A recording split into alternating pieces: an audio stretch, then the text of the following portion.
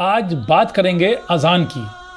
اذان کے loud speaker سے اپلیکیشن یعنی موبائل ایپ تک کے سفر کی، جس کی ایک مثال ممبئی میں سامنے آئی ہے. ممبئی کے ماہیم علاقے سے، جہاں جمعہ مسجد نے آن لائن اذان کے ایپ کا آغاز کیا ہے، جو نہ صرف کامیاب رہا بلکہ دوسری مسجدوں نے بھی اس سے جڑنا شروع کر دیا. اب ایک نہیں بلکہ کئی مسجدوں نے اپنے نمازیوں کے لیے اذان ایپ کی سہولت پیش کر دی ہے. آواز دا وائس کے خاص پروگرام بات نکلی ہے میں آج اس موضوع پر بات کریں گے اپنے مہمان بلکہ شریک پروگرام نوجوان تاریخ داں ایک وجیح شخصیت ثاقب سلیم کے ساتھ، جو تاریخ نگاری کے ساتھ اپنے انداز بیان میں بھی مہارت حاصل رکھتے ہیں.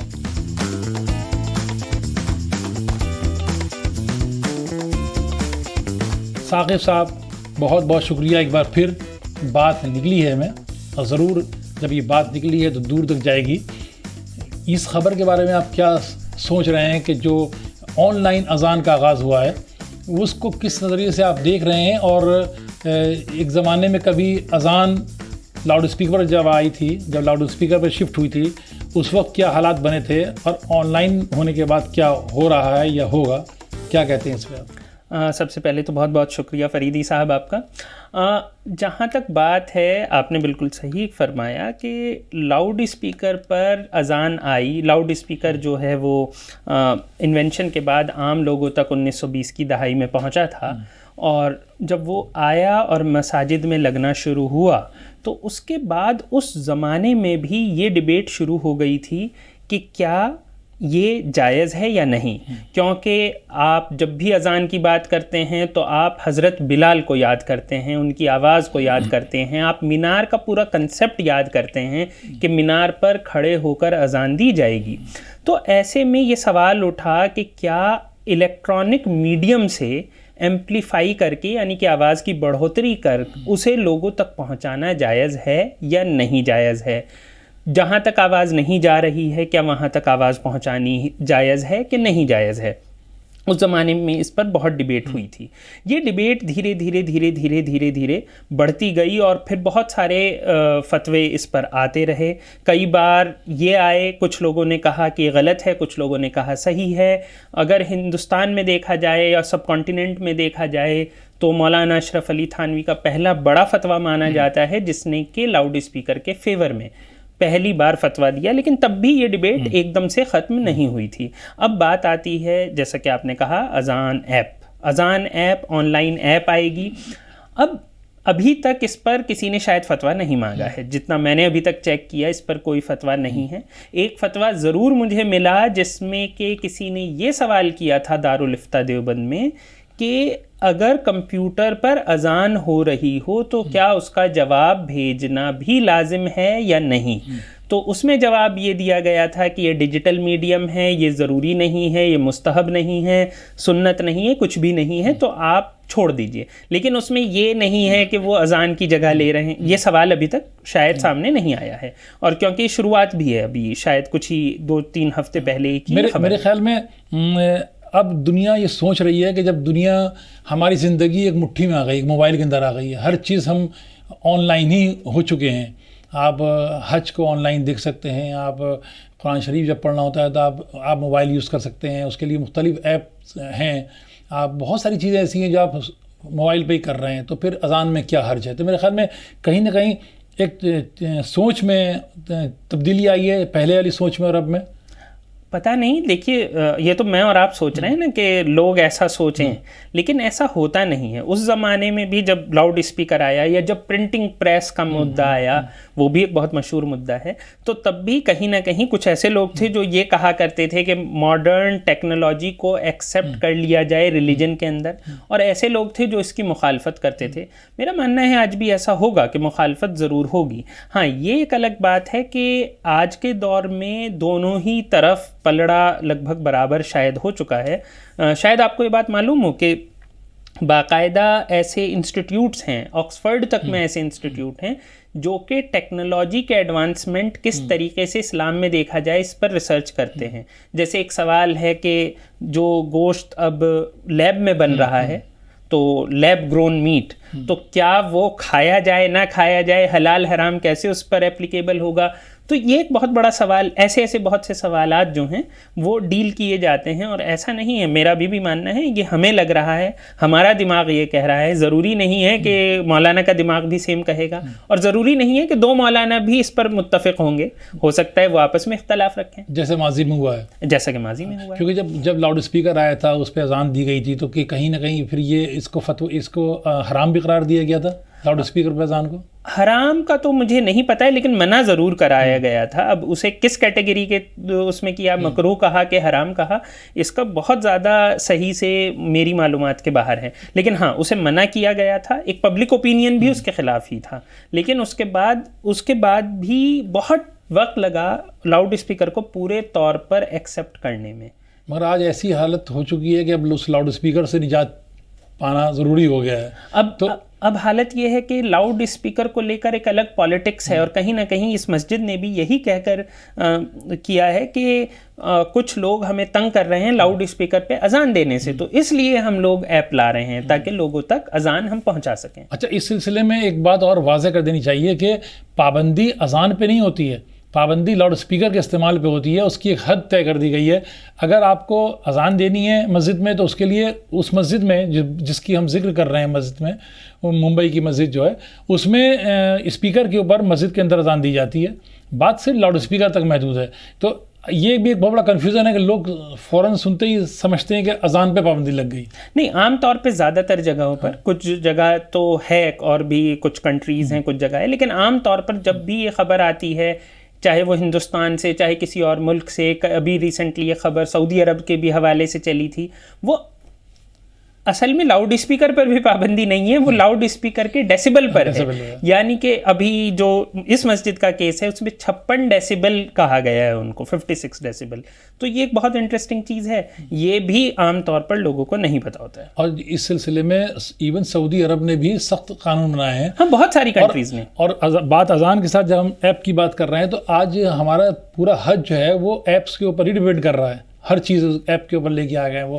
تو کہیں نہ کہیں سہولت تو پیدا ہو رہی ہے. اور جس زمانے میں اذان کی لاؤڈ اسپیکر پر مخالفت ہوئی تھی، یا وہ وقت اب بدل چکا ہے. وہ اب جو لوگ ہیں وہ سمجھ رہے ہیں کہ ہماری زندگی جو ہے وہ اس پہ آ چکی ہے. اب آج کے وقت میں لوگوں کو یہ سمجھانا مشکل ہے کہ بنا لاؤڈ اسپیکر کے بھی اذان ہو سکتی تھی.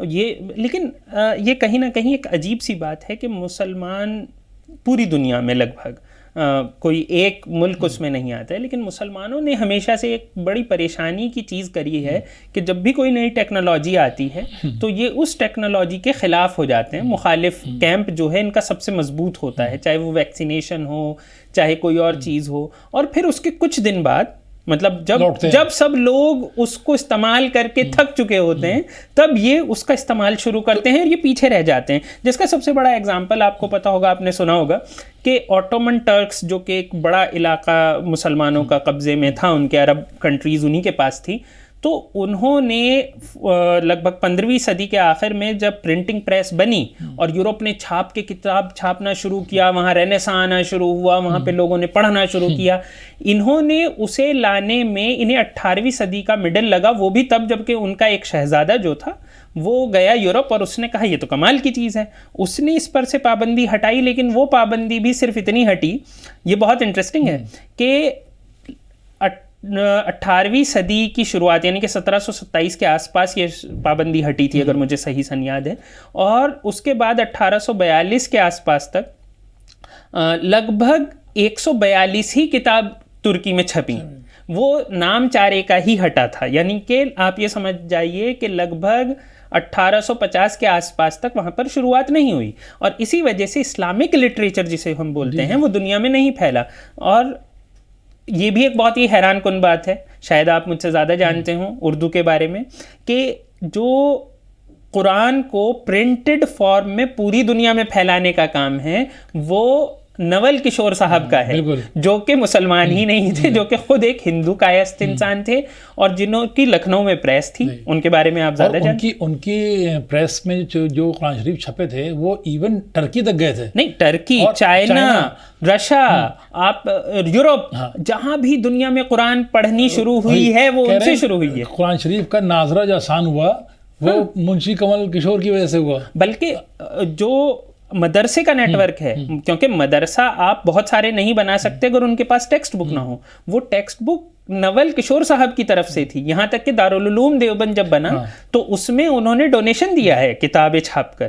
تو ان کو باقاعدہ جب دارالعلوم دیوبند نے جب اپنی ہسٹری چھاپی ہے تو اس میں ایک اسپیشل تھینکس نوٹ ہے نول کشور صاحب کے نام. تو مسلمانوں نے تو اپنی کتابیں نہیں چھاپی، اور ایک برہمن نے، ایک کائست نے وہ قرآن شریف کو پوری دنیا میں پاپولر بنایا، کم سے کم، اور باقی گھر گھر پہنچایا. اور باقی جتنی بھی ہماری کتابیں ہیں، اردو ہو چاہے عربی ہو چاہے فارسی ہو، اور پورا ان کا قصہ ملتا ہے. اور اسی کی طریقے سے آپ دیکھیے باقی ساری ٹیکنالوجیز کے ساتھ ہوا شروع میں، بلکہ ہمیں خود یاد نہیں، آپ دیکھیے کہ اب تک بھی، مجھے تو ابھی بھی یاد ہے، بہت ریسنٹ تک مولانا صاحب نکاح پڑھانے سے منع کر دیتے تھے اگر وہاں پہ کیمرہ ہوتا تھا. بالکل. اب آج کے وقت میں یوٹیوب پر مولانا صاحب بیٹھے ہیں، مفتی صاحب بیٹھے ہیں، یہ فتویٰ کب آیا لوگوں کو ٹھیک سے سمجھ میں بھی نہیں آتا ہے، کوئی ایکسپلینیشن نہیں ہوا. اچانک سے سب کچھ ٹی وی پر آنا شروع ہو گیا. باقاعدہ پوری کتابیں لکھی گئی ہیں کہ کیسے ویڈیو یا فوٹو منع ہے. مفتی کفایت اللہ صاحب کی پوری کتاب موجود ہے، ایسے ہزاروں کتاب آپ کو مل جائیں گی، فتوے موجود ہیں. لیکن اور بڑی اس پر مطلب دلائل تھی. اچانک سے وہ کس ٹائم پر اچانک جائز ہوا یہ بھی کسی کی سمجھ میں نہیں آیا. یعنی پرنٹنگ پریس کے وقت ہم 400 سال بعد میں میدان میں آئے ہیں. 400 سال 500 سال، ہاں مان لیجیے. اور وہ بھی مسلمانوں کی وجہ سے نہیں آئے، باقی لوگ لے آئے. وہ بھی نول جی لے آئے یہاں پر، وہ بھی نول کشور صاحب لے کر آئے، انڈیا کے تھے، لکھنؤ کے تھے، اور ساری دنیا میں پھیلا دیا. اب لیکن یوٹیوب والا معاملہ جو رہا وہ میرے خیال میں بہت کم وقت تک حرام رہا، کیونکہ سارے بڑے بڑے مولوی سب یوٹیوب پر سرگرم ہیں. نہیں، آپ دیکھیے اگر آپ اس لاجک سے دیکھیں کہ ویڈیو اور فوٹو، تو ویڈیو آ گئی ہے لگ بھگ 20ویں صدی کی شروعات میں، اور اسے پہ مولانا پہنچے جو پہلے مولانا اگر دیکھیں تو وہ آئے لگ بھگ کیو ٹی وی کے ساتھ، تو لگ بھگ 100 سال کا وقفہ ہے. 100 سال کا وقفہ ہے. بعد میں بھلے ہی وہ یوٹیوب پہ ہے کہ سیٹلائٹ ٹی وی پر ہے، یہ تو ایک بعد کا سوال ہے. اور ابھی بھی اسے بہت زیادہ ایکسیپٹنس بہت ساری جگہ پر نہیں ہے. ابھی بھی ہم دیکھتے ہیں کہ بہت سارے جو بڑے عالم ہیں، علماء جو ہیں ہمارے، وہ شاید یوٹیوب کیا وہ کسی بھی طریقے کی ویڈیو اپنی بننے نہیں دیتے ہیں. لیکن جو روزگار کی تلاش میں ہے میرے خیال میں وہ تو اس سے جڑ چکے ہیں. ایک بڑا نمبر ہے. تو کیا ریزن کیا ہے؟ یہ چیز کیا آپ کو لگتا ہے کہ آنے والے وقت کے ساتھ ساتھ کم ہوتی جائے گی؟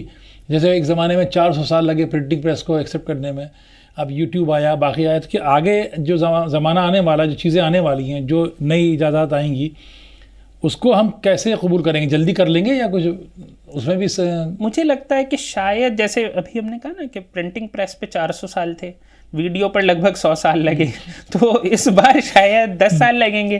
لیکن یہ ایک مزیدار چیز ہے کہ جب اس ایپ پر فتوے مانگے جانا شروع ہوں گے تو الگ الگ فقہ ہیں، ابھی ایک فقہ کا مسئلہ بھی آئے گا، تو الگ الگ فقہ، حنفی فقہ یا باقی فقہ کس طریقے سے اس کو دیکھیں گے، علماء اس پر کیا نظر رکھیں گے، یہ بھی ایک دیکھنے کی بات ہے. لیکن اب دیکھیے، مان لیجیے کہ مسلمانوں کی الگ الگ گروپس میں جیسے آپ بات کر رہے ہیں کہ مان لیجیے لائف انشورنس ہے یا ہیلتھ کلیم ہے، اس کو بہت سے لوگ نہیں مانتے ہیں، لیکن جب وہ حج کرنے جاتے ہیں تو ان کو وہ پالیسی لینی پڑتی ہے، ہیلتھ کی پالیسی لینی پڑتی ہے، انشورنس اپنا لینا پڑتا ہے. تو وہ جب وہاں جاتے ہیں تو وہ ایکسیپٹ کر لیتے ہیں، اور جب وہ یہاں بیٹھے ہوئے تو نہیں کرتے ہیں. یہ گیپ جو ہو رہا ہے نا، یہ نالج کی کمی ہے، یا مذہبی تعلیم جو ہم دیتے ہیں وہ پراپر نہیں ہوتی ہے. یہ بھی ایک مزیدار چیز ہے کہ بہت ساری چیزیں ایسی ہیں جو کہ جیسے ایک بہت ہی کامن سی چیز ہے، بہت لوگ آپ کو ملیں گے جو یہ کہیں گے کہ نیشنلزم پر اپنے بہت عجیب سے ان کے وہ ہوتے ہیں. لیکن جب جیسا کہ آپ نے حجی کا ایگزامپل دیا، حج میں ہر کنٹری کا ایک کوٹا ہے، آپ کنٹری کے پاسپورٹ کے تھرو جاتے ہیں، آپ ساری چیزیں کرتے ہیں، تب آپ ایکسیپٹ کر رہے ہوتے ہیں.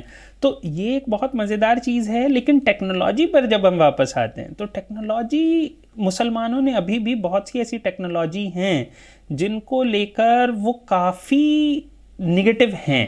مطلب ایسی چھوٹی چھوٹی ٹیکنالوجیز ہیں، جیسے اگر آپ میڈیکل میں ہی دیکھیے، آئی وی ایف پر آپ باقی جو اس طریقے کی جو ہیلتھ ریلیٹڈ چیزیں ہیں، بہت بار آپ کے پاس لوگ آتے ہیں اور وہ یہ کہتے ہیں کہ یہ چیز صحیح ہے، یہ چیز غلط ہے، یہ کیسے ہو سکتا ہے، یہ کیسے نہیں ہو سکتا ہے. بلکہ شروع میں یہ بھی، جیسے شاید آپ کو پتا ہوگا کہ لوگ اب فون پر نکاح اور طلاق دونوں کر لیتے ہیں. بالکل. تو یہ کب شروع ہوا شاید آپ کو زیادہ پتا ہو؟ کیونکہ میرے گھر میں خود 80s کے 90s میں اسٹارٹنگ میں میری سسٹر کا نکاح بھی ٹیلی فون پہ ہی ہوا تھا. ٹیلی فون. ہاں. تو اب یہ وہ کیونکہ اس وقت ہمارے لیے تھوڑا نیا تھا، لیکن ہم کو لگا تھا کہ اس سے پہلے شروع ہو چکا ہے، تو ہم بالکل نئے نہیں تھے لیکن آ چکا تھا. طلاق والا بعد میں شروع ہوا ہے میرے خیال میں. ہاں بعد شاید موبائل آنے کے بعد شروع ہوا ہے وہ، تو یہ فرق پڑ سکتا ہے. لیکن ہمیں یہ ٹیکنالوجی جو ہے، نئی ٹیکنالوجی جو ہے، اس کو ایکسیپٹ کرنے میں جو دیر ہو رہی ہے، اس کو یہ ہم خود بخود اپنی فیلنگ کے ساتھ ختم کریں گے یا ہمیں کوئی اس پہ گائیڈ کرے گا؟ میرا یہ بھی خیال ہے کہ کہیں نہ کہیں شاید فیلنگس کی وجہ سے بھی ہوتا ہے. جیسے کہ بہت ساری جگہ پہ میں نے یہ دیکھا ہے، خود اپنے گھر میں دیکھا ہے کہ لوگوں کے آج کل فون میں ایپ ہوتی ہے نماز کی ٹائمنگ بتانے کی، افطار سحری کی ٹائمنگ بتانے کی. اور یہ ایک بہت عجیب سی بات ہے کہ میں بھلے ہی اس پر بات کر رہا ہوں، میں کبھی خود اس چیز کو بہت زیادہ ایکسیپٹ نہیں کر پایا ہوں. میں بہت ٹیک سیوی نہیں ہوں، مطلب میرے فون میں بہت کم ایپ ہوتی ہیں، چاہے وہ اس چیز کی ہوں، چاہے کہ جیسے موسم کی بھی بارش اور نہیں ہوگی یہ والی ایپ میرے فون میں نہیں ہوتی ہے.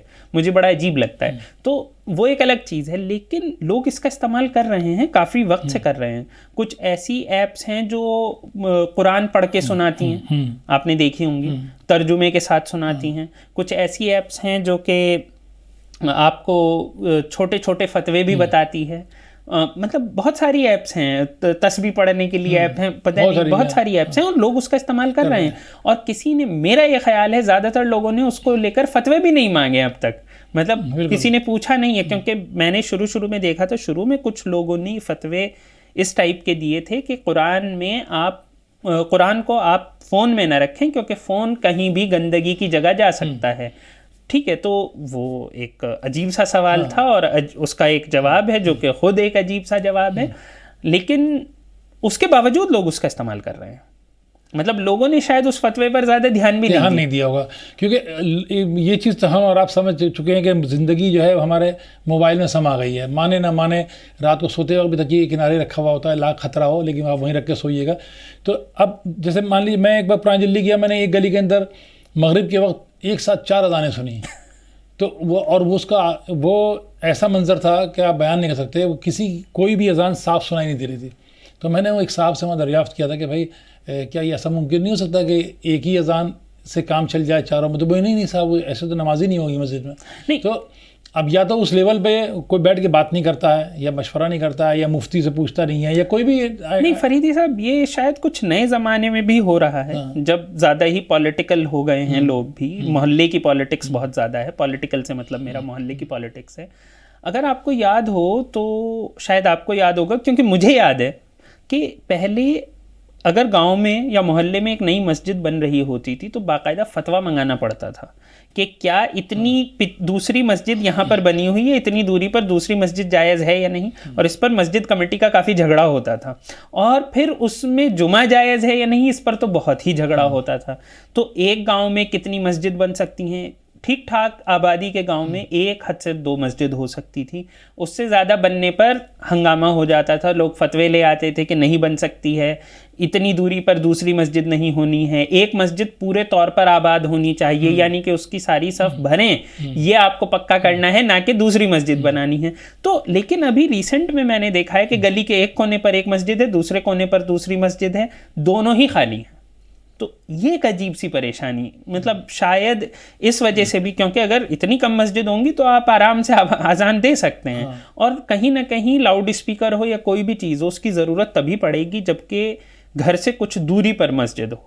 اگر میرے گھر کے پڑوس میں مسجد ہے تو پھر تو مجھے کہیں کی بھی ضرورت نہیں ہے. نہیں، سب سے بڑی بات یہ کہ آن لائن اذان جب شروع ہوئی بامبے میں تو اس کو لوگوں نے ایکسیپٹ کیا، دوسری مسجدوں نے ایکسیپٹ کیا اور لوگ اس سے جڑ رہے ہیں.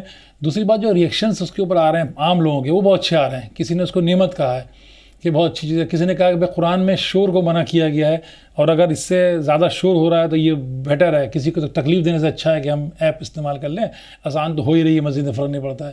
تو ایک طرح سے کہیں نہ کہیں جو ایک تعلیم یافتہ یا ایک روشن خیال طبقہ ہے وہ اس چیز کو سپورٹ کر رہا ہے, اس کے ریئیکشن بڑے اچھے آ رہے ہیں. اب یہ کہ آپ نے کہا کہ ایک پہلو وہ ہوتا ہے کہ جب کوئی آدمی فتویٰ مانگتا ہے اس وقت وہ کیا سچویشن سامنے آتی ہے وہ زیادہ ابھی دیکھنا ہوگا. لیکن یہ ایک بہت صحیح بات ہے. دیکھیے لاؤڈ اسپیکر کا بھی لاجک یہی ہے نا کہ ایک آدمی اذان دے رہا ہے, الیکٹرانک میڈیم اس ٹائم کا موسٹ ایڈوانسڈ یہ تھا کہ اسے ایمپلیفائی کر کے آپ دور تک پہنچا دیں. آج کا موسٹ ایڈوانسڈ یہ ہے کہ ہر آدمی کے جیب میں موبائل ہے, ہم اس تک پہنچا دیں گے, ڈائریکٹ ہی پہنچا دیں گے. کل کو ہو سکتا ہے کوئی ایسی نئی ٹیکنالوجی ہمارے ہاتھ آئے کہ فون بھی نہ ہو, ہمارے کان میں ایسے ہی بجنا شروع ہو جائے, دماغ میں وائرنگ ہو. ایلن مسک صاحب تو کہہ ہی رہے ہیں کہ ایسا کچھ کر دیں گے وہ, تو دماغ میں وائرنگ ہو جائے گی اور دماغ میں خود ہی بجنے لگے گی. تو یہ سب ممکن ہے. اور مطلب اگر میں کوئی عالم دین تو ہوں نہیں, لیکن اگر میں خود دیکھوں تو کوئی بھی ٹیکنالوجی ہو کسی بھی دور میں ہو اس کا جلد سے جلد استعمال کر لینا اچھی بات ہے, یہ بری نہیں ہے. آسانی کا نام ہی دین ہے. آسانی کا نام دین ہے. اس کے بارے میں باقاعدہ حدیث سے ثابت ہوتا ہے کہ اگر دو طریقے ہیں اور جو آسان ہیں آپ کو اسے اپنانا چاہیے, سنت طریقہ ہے. ایسے جیسے ہم لوگ دیکھتے ہیں آج کل ہر سال اس ٹاپک سے ہٹ کے ہے کہ عام طور پہ لوگ فلائٹ سے حج کرنے چلے جاتے ہیں اور کچھ لوگوں کی خبر آتی ہے کہ آدمی پیدل جا رہا ہے اور ایک آدمی سائیکل سے جا رہا ہے. ہاں, مطلب آپ خود سوچئے کہ وہ ساری چیزیں بھی کتنی آسان کر دی گئی ہیں. لوگوں نے آسان کی نا. اب مسجد میں اے سی ہوتا ہے, اگر آپ دیکھیں تو کیا مشکل ہے. پہلے والے کے لیے کیا مشکل تھی اور آج کے والے کے لیے کیا مشکل ہے, وہ فرق دیکھیے. گیزر لگے ہوئے ہیں, آپ ٹھنڈ میں گرم, اور وہ بہت ساری چیزیں ہم خود ایسی چیزیں لوگوں نے کری ہیں جو آسان چیز ہے, اسے اپنایا جاتا ہے, اس میں کوئی برائی نہیں ہے. آرام ہے, آرام کے لیے ہے وہ, اس کو عیش و آرام نہیں مانا جائے. ہاں, آرام کے لیے مان سکتے ہیں. عیش و آرام بھی کوئی غلطی نہیں ہے, اللہ کی نعمت ہے. ہاں, اللہ کی نعمت ہے. اگر اس کو پازیٹیو وے میں لیا جائے تو اللہ کی نعمت ہے, اس کو استعمال کیا جانا چاہیے. تو اس ایپ کو بھی اللہ کی نعمت ہی مان لیتے ہیں, جیسے کہ ریئیکشنز آ رہے ہیں. ہاں, تو شاید اس سے ویسے لوگوں کو فائدہ ہوگا. گھبرا گئے کیا؟ نہیں, شاید کہا آپ نے. شاید اس لیے کہا کہ ہمیں ڈر لگتا ہے کہ کوئی ہمارے اوپر ہی فتویٰ نہ مانگ بیٹھے. وہ بھی تو نعمت ہی ہوگا. اب یہ تو دیکھنا پڑے گا فتویٰ کیا آتا ہے. چلیے دیکھیے, بات نکلی ہے. آج ہم نے بات کی آن لائن اذان کی. ممبئی کی ایک مسجد نے ایک ایسی پہل کی جو آج ہر کسی کے لیے ایک راستہ, ایک مثال بن رہی ہے. اگر ہم لاؤڈ اسپیکر سے نجات پانے کا مقصد یہ ہے کہ ہم اس کے شور کو کم کرنا چاہتے ہیں تو ہمارے سامنے ایک راستہ بہت اچھا ہے کہ ہم ایک ایپ استعمال کریں, اس پہ اذان کی سہولت دی جائے. لیکن مسجد میں اذان ہوتی رہے گی جیسے کہ اسپیکر استعمال کی جاتے ہیں جس کے لیے. تو اس موضوع پہ ہم نے بات کی. ثاقب سلیم صاحب سے بات ہوئی کہ عام طور پر مسلمان جو ہیں وہ جو نئی چیز آتی ہے, نئی ٹیکنالوجی آتی ہے, اس کو ایکسیپٹ کرنے میں کافی دیر کرتے ہیں. جیسے پرنٹنگ پریس کی بات ہوئی 400 سال لگ گئے, ویڈیوز کی بات ہوئی اس میں 100 سال لگ گئے. اب مان لیجیے آپ آن لائن اذان شروع ہوئی ہے تو میرے خیال میں مجھے نہیں لگتا کہ اس کو ایکسیپٹ کرنے میں دیر لگے گی, کیونکہ لوگ اب اس کو عادی ہو چکے ہیں کہ ہماری زندگی جو ہے سمٹ کے موبائل کے اندر آ گئی ہے, تو وہ عادی ہیں تو اس کو جلدی قبول کر لیں گے. تو اس پروگرام میں اتنا ہی, اور اگلے ہفتے ایک نئے مدعے کے ساتھ آپ کے سامنے پیش ہوں گے. تب تک کے لیے اجازت دیجیے. میں شکریہ ادا کرتا ہوں ثاقب سلیم صاحب کا. شکریہ.